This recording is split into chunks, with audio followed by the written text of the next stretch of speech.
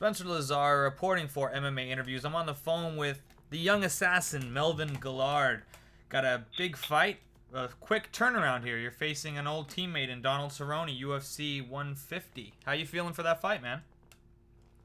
Oh man, I'm feeling great.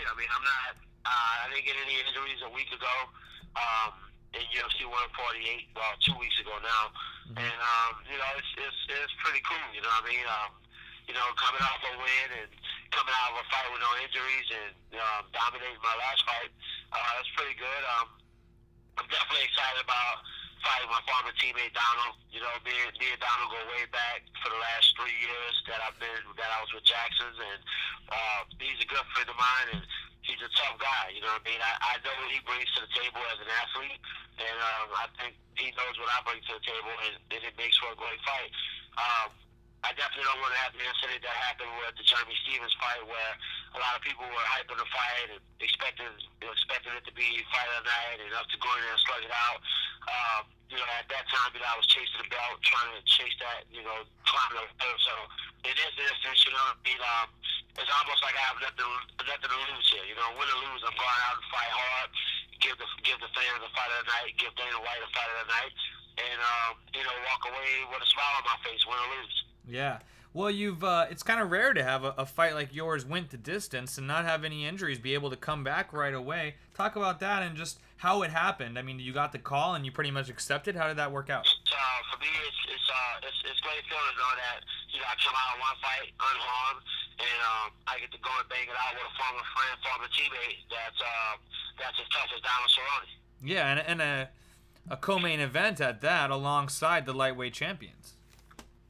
Lightweight champions for fight. You know what? That's also another blessing. You go from being on the undercard of a prelims to a co-main event, and you can't have any other motivation to go in and fight hard than that. That doesn't happen normally for a lot of guys, and quite frankly, it's the first time it ever happened to me. So I'm excited about it, and I just want to go in there and not let myself down ultimately, but definitely don't want to let the fans down, and I don't want to let my bosses down. Like, I want to go in there and give them a fight of the night fight. How close were you and Donald when you were training partners? And maybe you can shed a little bit of light on how sparring went between you guys. We were really close. I went up to his ranch and trained up there, and we hung out a few times outside the gym. It was a mutual friendship. His birthday is March 29th, my birthday is March 30th. So that gives you a little idea of how close we were. I'm also really close to Leonard. Those two are like two peas to the pod. So as far as training went, between me, him, and Leonard, we slug it out. We banged it out, and we had some interesting sparring matches. I can go on quote and say I'm not the same guy from when I was at Jackson as to my striking skills, because a lot of my striking skills has changed now that I've been working with my Dutch kickboxing coach Henry Hoff, and my style's a little bit different. I'm a little more in the pocket now, and I'm okay with just standing in front of someone, trading kicks and punches. So it's not so much more that the in and out like I used to do a lot. It's more standing there until I knock a motherfucker out. So that's pretty much where I'm at in my career. I know Donald's a tough kickboxer, a tough grappler. So I'm definitely expecting the best Donald Cerrone there is, and I'm hoping he's expecting the best Melvin Guillard there is. Yeah. You said that, I read something where you said there's no way he beats you. Can you explain kind of where that confidence comes from? Is it just confidence in yourself? It's just confidence in myself, man. I'm an athlete, man. I'm an all-around athlete. I guess I've been blessed with the black gene as a kid growing up. It's just, I'm a very athletic person. I don't like to lose. And, somebody trying to put the pressure on me, I can put the pressure right back. So in that instance, I feel like there's no way I can lose. But I am aware, and I do have common sense to know that Donald Cerrone is one of the toughest SOBs out there at 155. I think for the Nate fight, if I had to talk about that, I think Donald here wasn't in the game. He let Nate play mind games with him, and he got him all worked up and pissed him off. And I think he went into that fight mad, and then he just kind of he just had like a big adrenaline dump, you know. So I don't really use. A lot of people are telling me, "Oh man, just look at what Nate did him and this and that." I can't use that Nate fight as any kind of measurement to fight Donald, you know. But what people don't realize is Donald's a former WEC champion. The guy know how to be a champion. He fights like a champion because he's a former champion. So it's almost like I get to go in there with the same feeling as I'm the challenger fighting the champion, and it's my turn to go get the belt. You said that also that you've already won the fight in 10 different ways. You've I guess you visualized that. So maybe what are the ways you especially visualize it kind of unfolding? Do you think he will strike with you? You know, I don't know, man. I mean, I think he would strike with me. You know, I'm not naive to that fact. I mean, he's a striker. He wants to bang. But I do have to have that little thing in the back of my mind saying he may try to take me down and try to hit me. So it's MMA. It's not a kickboxing match. So I have to be ready for everything that he brings to the table. Mm-hmm. You said you're the best striker in the lightweight division when we were talking to you after your last win there at 148. Can you expand on that and why you feel that you're the best? Is it power, speed, and technique, and just a combination kind of those things, or what is it? Well, I think all those things you just said, I think I bring all of them to the table. I'm definitely quick. I'm definitely one of the most powerful guys. I'm one of the top finishers in the UFC, and you know, I have probably more knockouts on my record than most guys have fights. So I do consider myself as being one of the top dominant strikers in my weight class. You don't really see a whole bunch of 55ers basically finishing fights from knockouts, you know?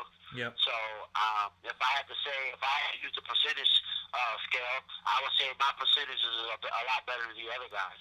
Mm-hmm.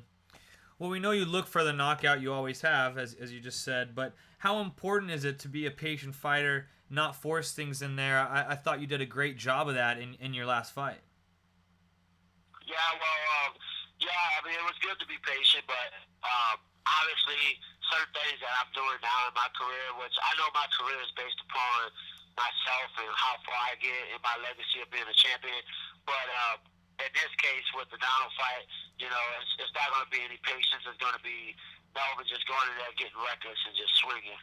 And you know, and that was acted upon by certain people for me to go out and put on that kind of show. So, you know, I'm going to go out there and give it my all, and might get a little reckless, but I'm going to stay composed and make sure I don't do anything stupid to get myself knocked out or submitted. But I am going to go in there with guns blazing and, you know, bring the fight to Donald. You know what I mean? He's a good friend of mine. He's one of my best friends. But, you know, that's what makes the fight so fun because, you know, people don't realize two friends can go in there and beat each other up, and then, you know, afterwards, shortly, we're going to have an after party together at one of the hometown bars out in Denver. So I'm excited about the whole weekend and, you know, get to hang out with Donald at the end of, you know, after this win, and we'll pick each other up and dust each other off. You know, that's the way of sportsmanship. You know, it works the same way in football. It works the same way in basketball. Yep, competitor spirit. I love that. And you've gained a lot of fans by that style of wanting to go out there and bang it. I mean, you got one of the biggest ovations, as I told you, of everybody at the weigh-ins at the UFC 148. Yeah, I mean, you know, that's because that's just over the time, over the years of me being the person that I am. You know, I had a lot of downfalls in my career. I had a lot of major setbacks, things that I've done to myself to set myself back. And you know, when you change your lifestyle and you change the people around you, and you become a successful person, you know, right now my addiction is success. And I just drive. My drive every day is about being successful. You know, I'm on a golf course every day thinking about another way in my career that I can be successful with something dealing with fighting. Because fighting has been my blueprint to my whole life. You know, it's been the layout since I was 14 years old. And, you know, after so many years, you learn to appreciate that. And I'm just at the age now where, you know, I don't take anything for granted. And I know that, you know, I'm only getting older, and I only got so many years left in this sport, and I want to make the best of it. So, you know, when any of them call me up and say, "Hey, we want to fight this guy," you know, I'm going to step up and fight because I'm not the kind of guy to back away from any fight, and I want to be one of those guys that, being said, I fought almost everybody in my weight class. There was nobody that I did not have to fight from. Yep. Do you feel like a win in this big fight gets you right back in that title picture? And what's stacked division? So, man. I mean, I think the way it plays out, I think Nate's going to get the winner. And then, me and Donald go in there, and I went over Donald, impressively. It could possibly catapult me right back into a title shot. I don't know. I have no idea. Only fate knows what's going on. But all I know is I control my fate by how I fight. So I go in there and I fight a great fight, and we knock Donald out or possibly finish him, then I possibly can get a title shot. If he goes in and does the same to me, then he might get catapulted right back to the mix. So it's definitely one of those fights where both of us are two of the top guys in our division, and any one of us can be pushed forward or one of us can be pushed back at this moment. Yep. And asked you last time. Of course, you said you hope Joe Lauzon wins his fight. He's got a new opponent. He's fighting Jamie Varner. Tough fight. Do you still hope he wins? And the timing would be right still for that rematch. Is that still something that's really on your agenda? You know what? But I want to beat the crap out of Joe Lauzon because he's very disrespectful.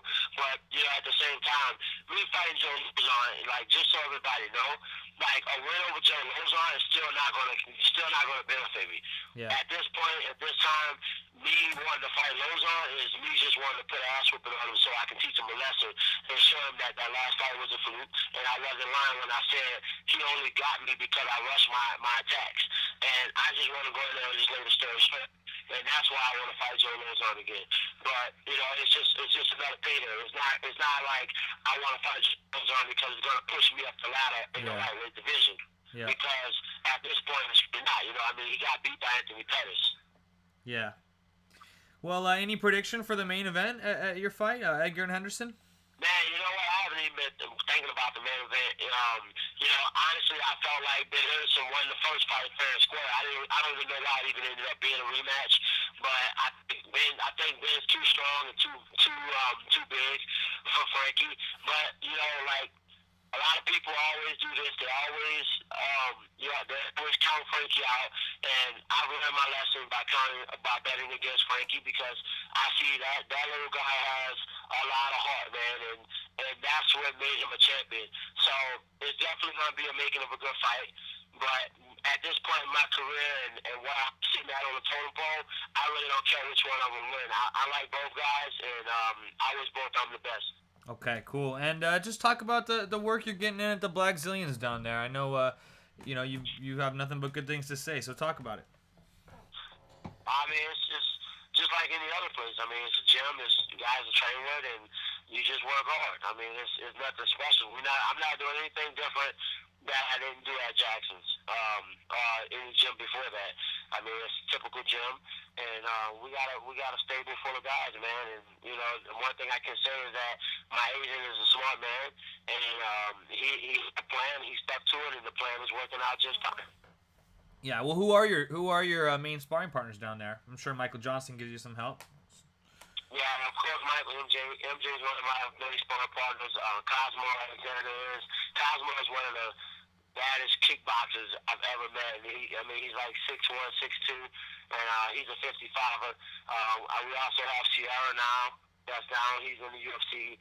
And the list go on and on, man. I mean, we have so many guys. There's no way I can name all of them. But yeah. we have maybe probably about close to 50, 60 fighters on the team. Right on, man. Well, anything else you want to say? Shout-outs, anything? Man, I just want to say, I'll give a shout-out to the fans and to my bosses in the UFC, and just let everybody know, man, that, the Young Assassin is going to be the Young Assassin on August 11th, and I'm going to come out guns a-blazing, and I'm going to give everybody a fight tonight that they won't remember. I mean, that they won't forget. Yes, sir. Can't wait for it. August 11th, Melvin Guillard taking on Donald Cerrone, UFC 150. Appreciate the time. Thanks, Melvin. Thank you, man. I appreciate it.